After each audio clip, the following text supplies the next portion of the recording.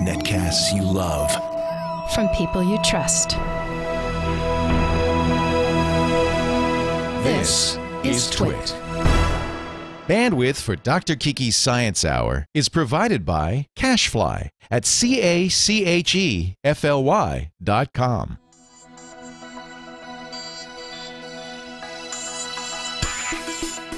This is Dr. Kiki's Science Hour with Dr. Kiki, recorded on Thursday, November 18th, 2010. How to win the X Prize. Welcome, everyone, to Dr. Kiki's Science Hour. This is the 1 hour a week where we get to dig into a single topic with a single expert. So I hope you're ready to get down and dirty because we're going to talk about the X Prize. Maybe you'll find out how you can win an X Prize, the X Prize, an X Prize. There are many X Prizes. An X Prize. There are many X Prizes these days. And with me to talk about this wonderful challenge for people, get that gaming spirit going in multiple arenas, is Dr. Erika Wagner. And she, since 2001, has served as science director for the Mars Gravity Biosatellite, a multi-university student satellite program to investigate aerospace physiology. Wagner received her PhD from the Harvard MIT Health Sciences and Technology program in bioastronautics, which we're going to talk about because that just sounds super cool and fun and interesting, and I want to know more. She holds a bachelor's in biomedical engineering from Vanderbilt University and a master's in aeronautics and astronautics from MIT, and is an alumna of the International Space University. Another subject that sounds very interesting. Most recently, Wagner was named executive director of the X Prize Lab at MIT, where she leads a teaching and research program on incentives and innovation. Erika, thank you so much for joining me today. Delighted to be here, Kiki. Yeah, I'm glad we were able to make it happen and the timing worked out well. Okay, let's talk about the X Prize Lab and what they're doing there at MIT. Let's just start first. Let's define the X Prize and how this all got started. Yeah, so the X Prize Foundation is a nonprofit out in California that's dedicated to making innovation happen. And the first X Prize was offered in 1996, the Ansari X Prize for commercial spaceflight. $10 million purse for the first commercial space flights, private commercial space flights. We had 26 teams come out, spend $100 million trying to win the 10 that we had put on the line, and the X Prize is born. So Burt Rutan in 2004 launched Spaceship One out of the California desert, took home a nice oversized check and great acclaim, 5.5 billion media impressions. So some good success. The X Prize Foundation board suddenly swelled with a lot of interest in people who saw the promise for this model that's not new. I mean, we've been offering prizes for hundreds of years, governments, philanthropists. But suddenly it's an old idea whose time has come again. And the X Prize Foundation is now working prizes in exploration, life sciences, energy and the environment, global development, education, a lot of really interesting things. So the X Prize Lab has been around for a little over 3 years now here at MIT. We do teaching and research around these big incentive prizes, trying to figure out when they work, how they work, when they are really the right way to make innovation happen. And we're the first of 3 X Prize Labs now. We've got partners at the University of Washington and the University of Southern California. That's very cool. So what are you finding? I saw you had a paper that's kind of the title says something to the effect of having a prize makes people want to build things. I'm paraphrasing. It's a great paraphrase. We know that prizes are a fantastic motivator, and it's not just about the money, which is kind of interesting. So X Prize Foundation works on mega prizes. Most of the challenges they launch are $10 million and higher. Currently $41.4 million of live prizes available to those of you interested in competing. But once you get people to the table, the money is the smaller motivator. People are excited about working on interesting problems, excited about competing, excited about the attention that they can get for their cause, for their company, for their organization. We see that there's a really diverse set of motivations at play. And that diverse set of motivations drives some really interesting results. So if you look at the Ansari X Prize, this wasn't NASA building spacecraft. It wasn't even Boeing and Lockheed Martin.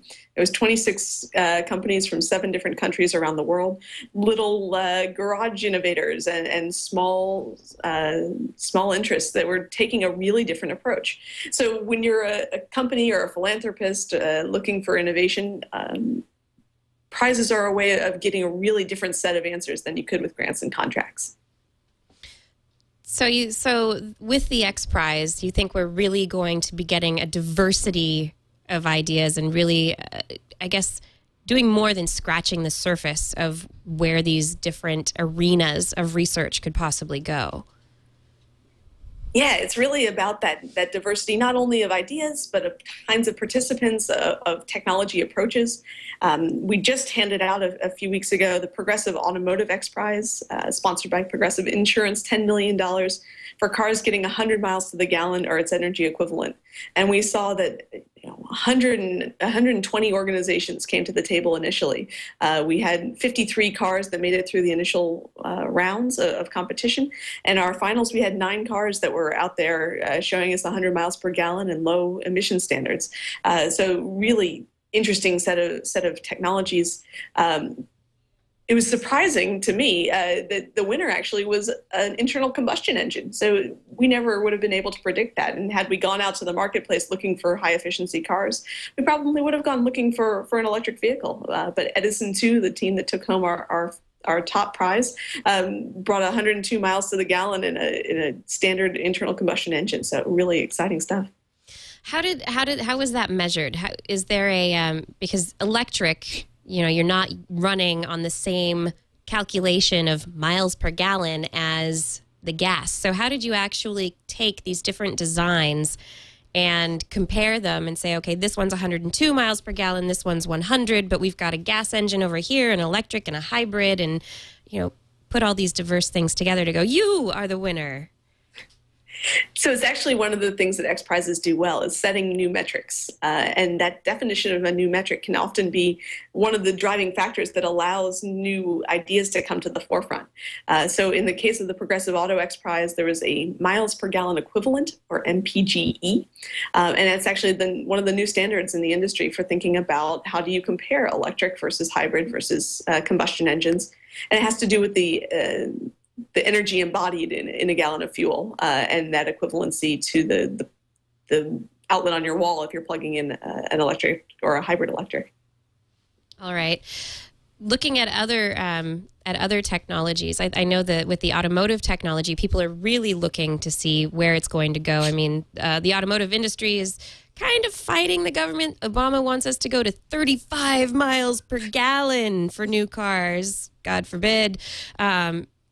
Automotive industry, sometimes some vehicles they go, yeah, okay, and others they're like, no, I don't think so. How do you think the X Prize is going to, for say this automotive prize specifically, how do you think that's going to play into the political sphere of what's actually pushing the technology forward? So the day we handed out our awards in Washington, D.C., a number of the teams were on Capitol Hill, one of our teams at the White House, discussions about whether 35 miles per gallon is really audacious enough. Is that pushing the technology limits? I think fundamentally one of the things that prizes do really well is to set proofs of concept. So when we talk about, can you have a vehicle that is 100 miles per gallon, market ready, and sexier than a Prius?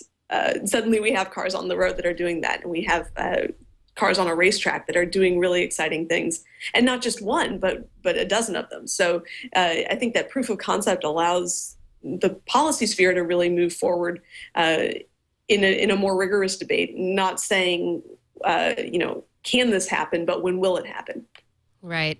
I heard I was at the LA Auto Show this week, actually, looking at electric vehicles and hybrids and all the stuff that are the concept cars. Some of them actually coming out this year and next year, but a lot of them are still concept cars. And I had a conversation in which somebody threw out this statistic, and I don't know if it's absolutely accurate or not, but that by the year 2020, the number of cars on the road throughout the world will be equivalent to something around 1.1 billion vehicles. And if you try and get a sense of how big that is, that would be like putting cars bumper to bumper around the equator on a freeway that goes around the equator that's 135 lanes wide. Wow. Yeah, so I was thinking about that. So if we've got that as our future, no matter what we do, if we try and minimize the impact or of our gas use and our emissions, what more do we think needs to happen? Is the X Prize? Do you think this prize-based model? Do you think that's enough to say this is going to happen? We're going to fix this problem. Do you think it's enough? No, definitely not enough. A prize is a piece of the equation. And, one thing that we try to talk about when we're studying prizes is that they're clearly a hammer and not every problem is a nail. So it's going to take a combination of prizes and policy incentives and market drivers, that whole enchilada to make the kinds of change happen that we need to see. And in fact, the one X Prize for highly efficient cars isn't going to be enough either. We need to have conversations about taking cars off the road, about autonomous vehicles, about efficient urban renewal, about ways of rethinking cities and civilizations that don't necessarily drive us to a 135-lane highway around the equator. We hope that we'll stay away from that 135-lane highway. Try and stay away. What are I think the automotive prize was a really, really great prize. The SpaceX prize was that was the leader. Pretty much the first one that really grabbed the public's attention, and people were like, vehicles that will go to space repeatedly and that we could use for private transport, and it kind of got people's imaginations going, and it seemed to kind of dragged on for a few years. But this seemed, the automotive efficiency prize, it was very much a here and now kind of problem. Is the X Prize Foundation looking at problems that are more pressing in that sense, or are there still kind of the whimsical let's go to space problems that are trying to be solved by X Prize as well? So the current portfolio at the foundation is a real mix of those really sort of out there prizes and here and now prizes. The three prizes that are active today: $10 million for sequencing 100 human genomes in 10 days. $30 million for private lunar rovers broadcasting back HD video from the surface of the moon, and $1.4 million for oil spill cleanup technologies. And that's a short-term X challenge that'll be happening next year. So cleaning up oil slicks on the surface of the ocean. So you can tell there's a blend of things going on there, some very futuristic, some very immediate. Right. And which ones do you, you're looking at it from a research and teaching perspective, but from your position looking at the different prizes, which ones are your kind of favorites? Which ones do you think are the ones that are like really going to make an impact, or, are any, what do you think? What do I think? It's a good question. We try not to play favorites with our children, but I'm a space geek through and through. I love the space stuff. I think that's really exciting, and that changing the conversation about what's possible today in the aerospace world is inherently inspirational, not just on the technology side, but also getting younger students involved in science and math education. Perhaps the biggest question I have right now is, where can we make the biggest social impact? Are there prizes that we can launch for the developing world that bring this out of the domain of rich white boys' toys and into the domain of something that's a little bit more human directly? And I think that balance is really important for X Prize. We designed at the X Prize lab at MIT a couple of years ago a prize for tuberculosis diagnostics for the developing world. So in the developing world, we have lots of people coming into TB clinics. There's a good stream of patients. There's a great stream of drugs that are coming through the World Health Organization at affordable prices. But stuck in the middle is a diagnostic technology that's 100 years old and involves coughing and spitting into a cup 3 days in a row. And it's awful. Yeah. We can do so much better than that. And we know that prizes work really well for driving those kind of technology innovations. So right now that prize is out on the fundraising trail trying to figure out, can we go live? Can we get enough resources behind this to launch it as the next X Prize and really make a difference in the way that tuberculosis spreads around the world? Yeah. What kind of resources are necessary? How do you go about, who puts up the money for these different prizes? It's a real mix. The Ansari X Prize and the Archon X Prize for Genomics were both small family donations. The Lunar X Prize is sponsored by Google. Our Auto X Prize was sponsored by Progressive Insurance. Our Lunar Lander Challenge was sponsored by Northrop Grumman and run by NASA. So it's a real blend of corporate, philanthropic, and government sponsors. We're agnostic to where the money comes from as long as it's put into a good cause. Sounds fair enough. Just money. We're going to do good things with it. Just give it, please.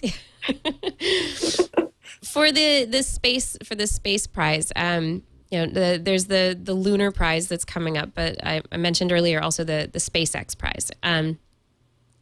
That's one that we're still looking at the future of space travel.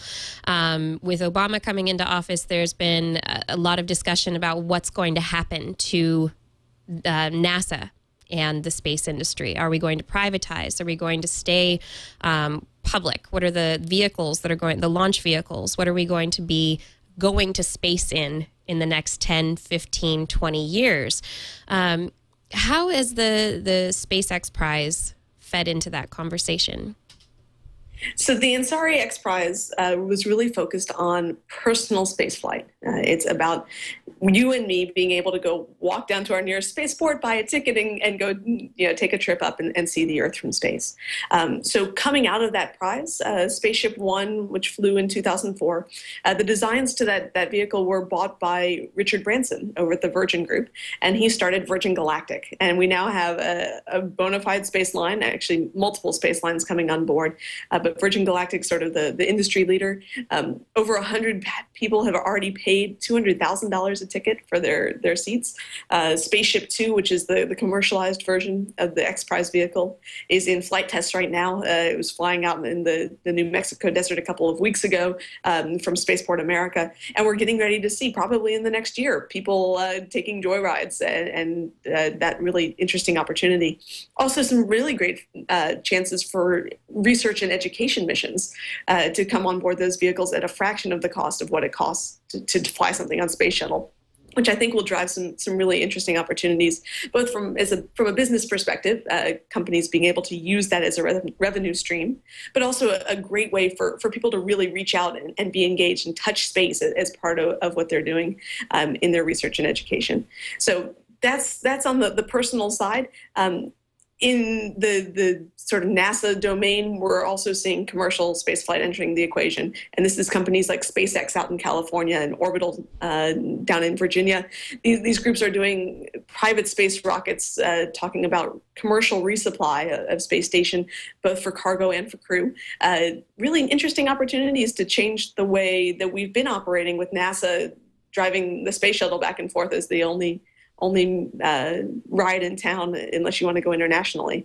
But can we start to think about this as sort of a FedEx model? The government has paved the roads, and now let's let the commercial companies drive on them. So really great opportunities and great evolution of the space industry happening.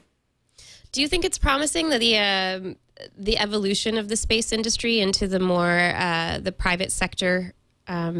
Just looking at what companies are popping up and where things are going, do you see a bright future? Is it 5 years, 10 years? How long is realistic before we do see the FedEx in space? So we're already starting to see NASA paying for commercial missions through their COTS program, their Commercial Orbital Transportation Systems program. SpaceX launching its Falcon 9 vehicle this year, been a terrific success for the industry, the first new rocket to fly out of the U.S. in decades. So we're seeing some really interesting things going on. I'm personally excited because I want to go. I don't know about you, but I think that would be fantastic. You ready for your joyride? Oh, I'm ready for a joyride. I'm ready for my lab up there. I'm ready for this to be a part of my life and my kids' life. I think that we'll start to see suborbital passengers flying in the next 12 to 18 months. I think that we'll see orbital passengers with NASA maybe as the first customer, and some really heavy hitting big dollar donors. We're already seeing Space Adventures and the space flight participants going up to International Space Station on the Russian Soyuz. But I think that we'll start to see other vehicles flying in the next 5 years, maybe 10. And there's great chatter going on around the industry about private missions to the moon, maybe private missions to Mars. I think that there's the paradigm shift is upon us, and now we'll see where that takes us. I think it's very exciting. I think the possibility of those private trips, whether it's $200,000 or if the private industry grows to a point where it's $20,000 to go to space, it suddenly becomes more reachable. I mean, it becomes something that more people could possibly do. You save your money like you're buying, you want to buy a car, but instead you want to go to space. Yeah, you want to go, or you want to do science there. Right. We're at the price point, even today, if you're thinking about, $1,000 a kilogram for a payload on a suborbital flight. $1,000 it's a big bake sale, but it's a bake sale for a high school. This is something that's within reach now for a science fair project, something that's going to be within reach for an undergraduate or a graduate thesis in ways that spaceflight never has been in the past. And I think that's pretty exciting. It's very exciting. So you're going to be one of the first people? You're going to try and get up there as soon as you can, or are you going to wait until the reliability has been tested a little bit? I mean, at this point, we have a very limited number of these private launches that have gone up. There was the Virgin Galactic, or the White Knight. I think it was the White Knight flight. They had a bit of wobble, and there was, they got up there and things weren't quite as stable as you might have maybe expected them to be. The Falcon X launched well. But at the same time, how reliable are these things going to be, and how long before you decide it's safe for you to fly on? I might follow. I'll go after you go.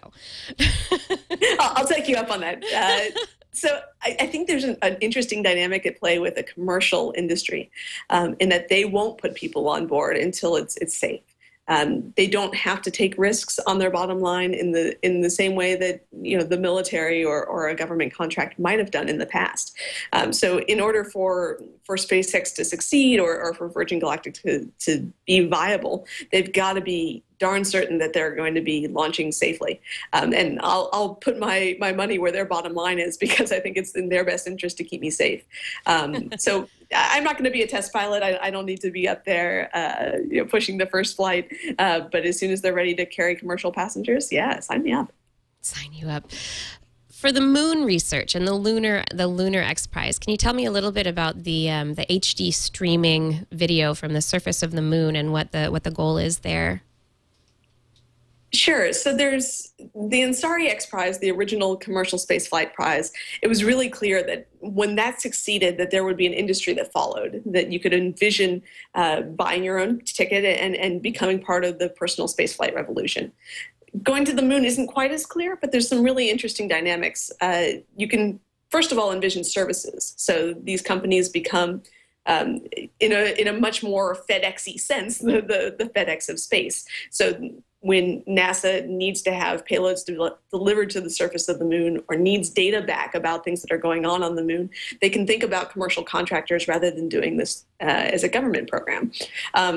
The HD video is critical because for prizes to succeed, they really have to engage the public. And a rover landing on the moon without any pictures, not quite as exciting. So I want to be able to be part of this and be engaged in what's going on. Heck, I want to be able to drive this thing, right? So streaming back video is a much more fundamental connection to the public about what's happening. And that HD quality will be really, you compare that to the video coming down from Apollo, that really grainy first steps on the moon. And this is going to be a bolt out of the blue in terms of what we can see and understand about the surface. And very possibly we will, for once and for all, be able to get rid of deniers who say that nobody's ever been on the moon and it was just a Hollywood soundstage. Wouldn't that be nice? It would be nice. I love the idea if we could partner it with private private trips to the moon.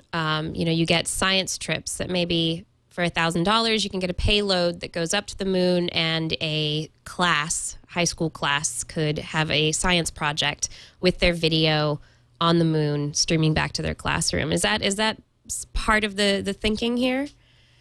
Totally. I think that the engagement of youth, both in America and around the world, is going to be key to the success of these programs. And for me, there's a really interesting opportunity, not only for science, but as the price falls and as the dynamic of commercial engagement changes, we're actually going to see that space becomes a place for other conversations. So it's not just students that are at the top of their game in science and math, but it's people who are interested in making new foods that you can cook in microgravity, or arts and entertainment. The first swing dance in zero G, the first performance art that's happening on the surface of the moon. Can we start to have the conversation about how hairstylists and chefs and bartenders and the average Joe and Jane in a lot of different ways get to interact with space in a way that's never been possible before, since it's always been the domain of test pilots and the world's elite engineers and scientists. Yeah, and I think opening it up in that way would really help grow the field of science, help grow it in terms of the trust of science and how people respond to it and the economics of it. Possibly. For the space stuff, I know this is an area that you're personally very interested in. You have been for a long time. What got you interested in space initially? It's one of those classic stories where I can't tell you. I know I got my first telescope when I was 5, but it was because my parents knew I was already excited. So space has always been a part of my life and a part of my world in a very fundamental way I can't even explain. That's interesting. I just spoke with another scientist and asked her, and she said, "Yeah, I don't know. Forever." I have no specific instance. But you got into studying bioengineering and the physiology in space. That's a slightly different direction than just sending robots into space. That's actually considering life in space. And what drove you that direction? I got to undergraduate knowing that I wanted to do engineering, knowing that I liked the practical applied side of science. I started off as an electrical engineer because I knew that every spacecraft had wires. And if a spacecraft had wires, clearly they needed an electrical engineer. It shows how much I knew. It's true, but as I got to understand more about electrical engineering and the applications, I found that I liked people more than I liked circuit boards, and that the biomedical applications were something that were really interesting. So I went down the biomedical route, not quite sure where they intersected with space, but knowing that clearly there were medical issues associated with astronauts flying, and that meant someone with my skills would hopefully be in a job for a while yet. Got to graduate school and started working on the intersection of humans and space, thinking about the human factors and the physiological implications of spaceflight, and how do we make that safer? How do we expand the number of people who can fly? How do we do that in a more thoughtful way? And also, how do we drive back science that affects life here on Earth, so that this isn't just a one-way street of throwing scientists and science out towards the cosmos, but really reflecting back on the opportunities here for the majority of folks on the ground. Yeah. Did you find any, getting into the research that you got into, you did some pretty interesting stuff. Can you tell us a little bit about the specific research that you did? Definitely. My master's thesis was working on centrifugation, so looking at how do people adapt to constant rotation, thinking about if we're going to have those giant rotating space stations like 2001, how do we envision that working? Now, I get ridiculously motion sick. You put me on one of those carnival rides, I'm not your cup of tea there. And so we started looking at why do people get motion sick and how can we affect that. I put a lot of friends on a centrifuge, made a lot of them really ill. One of those great graduate experiences. And started looking at the interaction between the signals from our eyes and signals from our inner ears, and how that might be understood in ways that could help us to have a rotating platform on board something like space station. Can we have a centrifuge that we send up, and our astronauts take a spin, a dose of gravity every day. And if we're going to do that, how do we keep them from being nauseous? How do we manage the regular details? My doctoral work took it to spin in a totally different direction. You mentioned I worked with a group called the Mars Gravity Biosatellite, and we were designing, it was a bunch of students, designing a spacecraft to try to send mice into low Earth orbit and to spin our spacecraft. Again, you got me spinning, playing David Bowie songs in the background. But we had a spacecraft spinning to simulate Martian levels of gravity. So we know a lot about 0G and what it does to biology. We know a lot about 1G and what it does normally here on the Earth, but that whole domain in the middle is a complete unknown. We've had almost no experiments at all that have looked at the 1/6 G of the Moon or the 1/3 G of Mars. So we were designing a spacecraft to do a payload of mice and to start to explore those issues. And I was developing some ground controls for my thesis. So we developed a mouse model that allowed us to study bone and muscle in partial loading. So we did some of the first studies of what happens in lunar and Martian loading environments. How can we start to understand the effects of a little load, a little more load, a little less load on bones and muscles. And it really exciting work. Got a chance to think about how does this impact not only immediate missions and thinking about science, how does it affect long-term visions of colonies on the Moon and Mars? And then also how does it impact osteoporosis research and issues here on the ground? And were there any conclusions from that we could actually take to heart and be able to put into application? So some of the earliest experiments, probably the most fundamental take home was that a little bit of loading goes a long way. So if you're going to think about a continuum, 1/6 G is actually more like full loading than it is like full unloading. A little bit of loading allows you to maintain quite a bit of bone and muscle. Because you are walking and you are supporting your loads, it's not a linear process. And so we've now taken that model and we've shared it with multiple universities. We're starting to explore what those nonlinearities look like and how we might use that to more precisely define countermeasures for space missions. Yeah, I guess the problem is going to be you go to the Moon, you go to Mars, if there's a colony there, or even if you're on a long-term mission someplace, how do you maintain the health of the astronauts who are going? How do you maintain the health of the colonists? And within that first generation of colonists on Mars, how are they going to respond, and what do you set up on Mars in the colony to make sure that their bones stay strong, that they don't end up having problems if the one-way trip doesn't actually turn out to be a one-way trip and they do get to come back? So it's a massive issue, no pun intended. But if you look at bone loss in spaceflight, a healthy 40-year-old astronaut exercising an hour and a half every day on space station is still losing about 1.5% of their bone mineral density in their weight-bearing bones every month. And that's about 10 times worse than a grandmother with osteoporosis laying in bed. So we've got some massive amounts of bone loss, very accelerated processes there, coupled with muscle loss as you're sort of in that use it or lose it capacity. And if you're thinking about a 3-year Mars mission, if Mars gravity were more like the International Space Station, were those massively accelerated loss patterns, we would have really big problems at the end of a mission of 3 years. It looks like we're going to be able to count on some loads being prophylactic, being helpful for our astronauts, but still work that has to be done.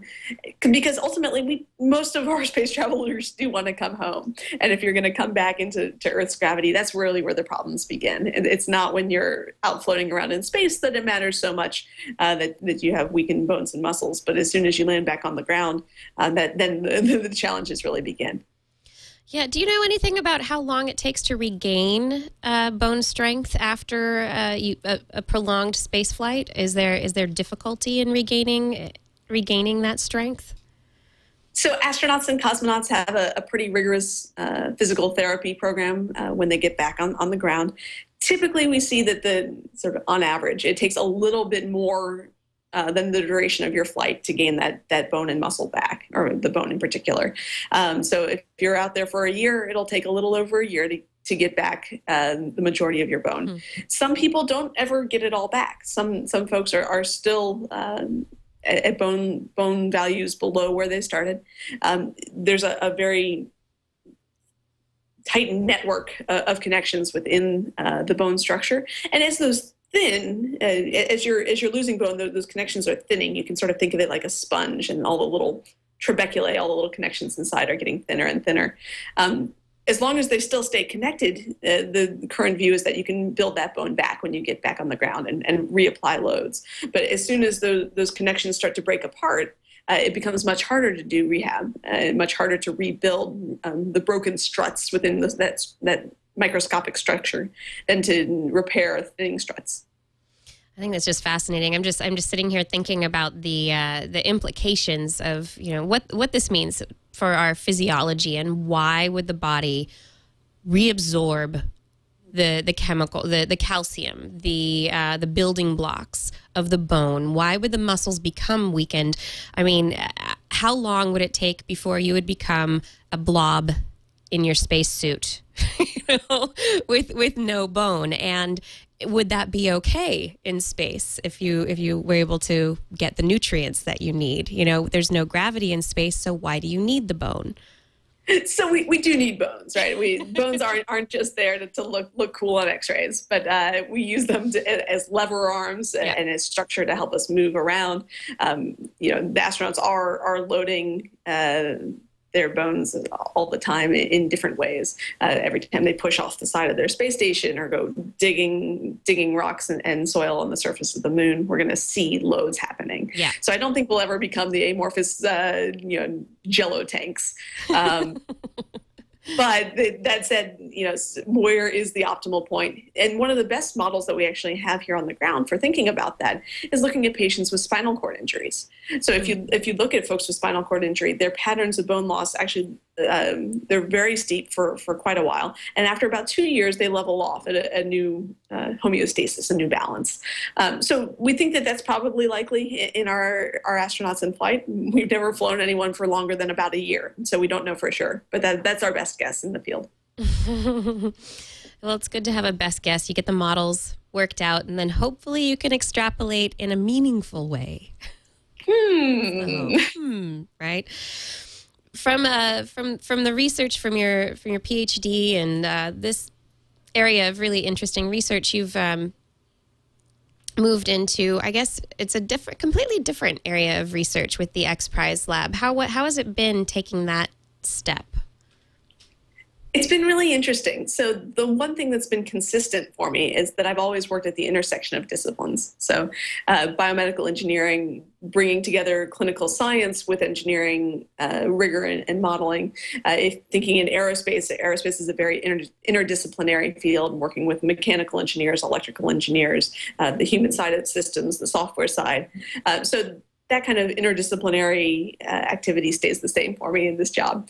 One of the most interesting things about what I do now is we teach a class on prize design every fall at MIT. And we've had a chance to take that class through a number of different topics. So I've gotten to think about prizes in the context of global health and this TB diagnostic that I mentioned earlier, to learn about energy storage technologies for some design we were doing in that area. We're right now working on a project on urban sustainability and how can we bring to bear the techniques of modern science on age-old cities and think about how we renovate existing city structures to be more efficient. And we keep, every time I turn around, it's global health, it's space-based solar power, it's brain-computer interfaces, it's deep-sea exploration. So a chance to bring my understanding of science and my what I learned in my doctoral work and my graduate work about coming to understand a new field to bear in a lot of different areas, which is a blast. It sounds like it would just be a lot of fun, and especially working with students to come up with different ideas and to do that, to get invested in that research and kind of the futuristic slant of it as well. How are we going to cope with the future? Yeah, if you ask a bunch of experts what's going to be next in their field, they'll inevitably tell you it's exactly what their current research grant is on. So there's this bit of expert blindness that happens when you talk to established folks, and they're great, and we need them. But turning around and then asking the same question to students brings with it a really helpful naivete. And we find that students are able to have very different visions of the future, to bring to bear a different set of assumptions, and to not quite know what's impossible, which can often be what's most critical in making innovation happen. Are there any areas that, out of the global health and the TB initiative and the other areas that you mentioned, any areas that you see specific projects that look really intriguing, that already seem to have a leg up, or are you just looking at just waiting to see what comes of it? No, everything that we're looking at has cool stuff going on. There's neat technologies coming to our attention every day. Brain-computer interfaces. I was amazed to see what folks are doing in terms of communicating directly with your brain and a computer. We're not too many words per minute at this point, but there's some interesting things going on, and folks thinking about not only how do we replace a keyboard and a mouse with your mind, but thinking even more fundamentally. Can I imagine a group called Emotive? Can I imagine an image, a picture that I took, and have that be my search technology for finding that image on my computer? Right? This isn't just about, can I type faster, but can I use the things that are really fundamental about the way the brain works to tap into computing power? So that kind of stuff is coming across our desk all the time, and we love it. Yeah, getting close to these different areas. I mean, this is all of these things are just so in the vein of, what are we going to be doing in the future? And it's not necessarily the space engineering, bioengineering stuff that you were into in school, and what you did your research on. But, how many new areas are you becoming familiar with, and what are the challenges to that? It's a lot. I sort of joke that I have a professional schizophrenia right now. Yeah. In the morning, I can be working on deep sea exploration. In the afternoon, thinking about the economic surprises, and in the evening, working on aerospace things. And that's interesting in the way that occasionally they inform each other. So I'm working right now in this project on urban sustainability with some of my students, talking about how does what we know about growing plants in space apply to how we might do urban agriculture? How can we use models of closed-loop atmospheric processing that are used on the space station and in other aerospace fields to think about water reclamation and air purification for cities. So these things intersect in fun ways, and that's been really rewarding.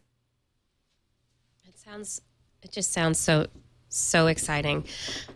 We're coming to the end of the hour, and I was just wondering, you mentioned also that there are three there are three X Prize labs, MIT being one of them. How do the three different labs work together separately? Like, how is that set up? Because I'm sure they're hoping that there will be more labs in the future. How do they all work together? So right now the labs are pretty independent. We do a lot of curriculum sharing and faculty conversations, that kind of thing.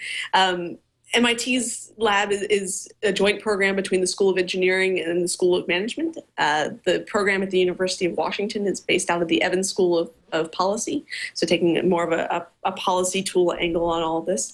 And this down at the University of Southern California, the Dean of Engineering and the School of Management have been talking about the National Academy of Engineering's grand challenges and thinking about where prizes might intersect there.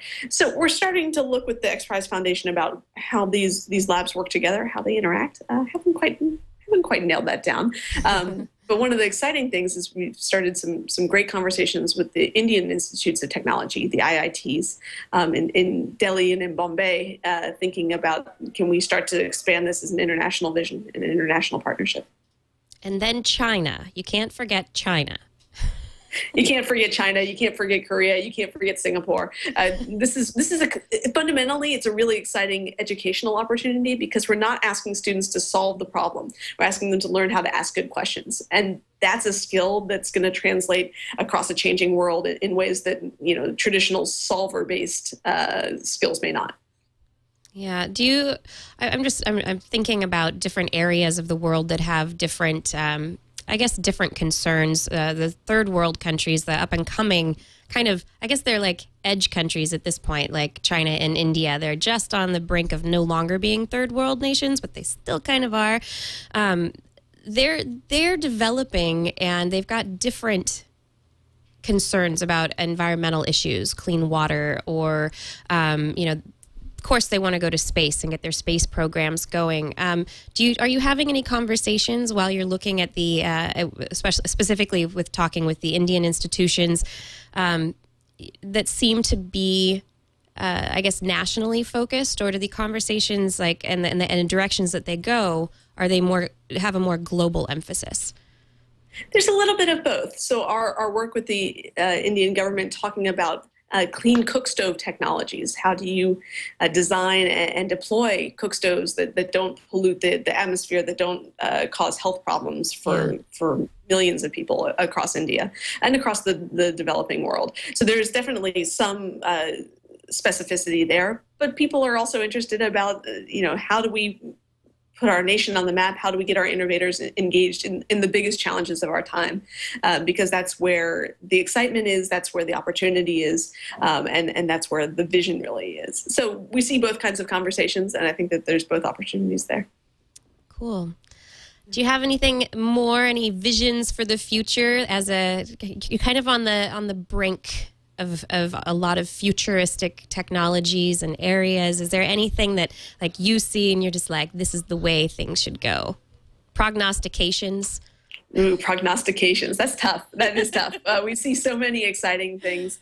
And we see so many blind spots too. It's been really interesting to look at the fact that we know more about the surface of Mars than we do about the bottom of the ocean.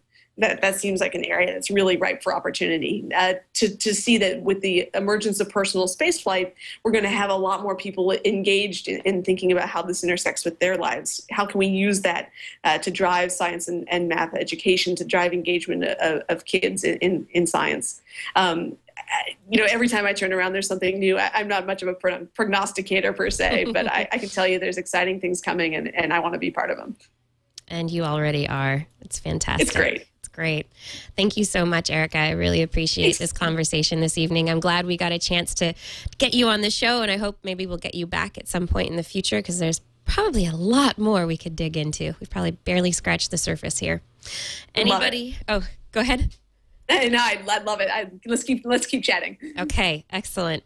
And anybody out there who's interested in more about the X Prize, you can find out information at xprize.org about the X Prize Foundation and the various prizes that are available currently. Additionally, you can find out more about the MIT X Prize Lab at web.mit.edu. /X Prize, I think is what it was. Make sure I've got the, I think it forwarded me to a different yeah, no, that's right. Yes. web.mit.edu/X Prize. And you can find out more there. I can imagine this would be a really just fascinating program to get involved with as an MIT student. So if you're going to MIT, check it out. Check it out. Get involved in the future. That's all I have. That's what I have to say. Thank you, everybody, for watching. That's it for Dr. Kiki's Science Hour this week. I hope that you will stay tuned for more programming here on Twit. Dr. Kiki's Science Hour will be back next week with more science-y goodness, more conversations. We're on the brink of science and the future. You can find past episodes of Dr. Kiki's Science Hour at twit.tv/Kiki, K-I-K-I. You can also catch me on other Twitch shows, This Week in Science and Green Tech Today. And Thursdays, I'm on Tech News Today as well. So find me on the web, Dr. Kiki. All you got to do is use the Google powers. Google powers activate Dr. Kiki, and then you'll find me. And I'll be back. So stay tuned. Thank you very much for watching. Once again, Erika, thank you very much for joining me this evening. And everybody out there, it's only been an hour, but I hope this hour made your world a whole lot more interesting.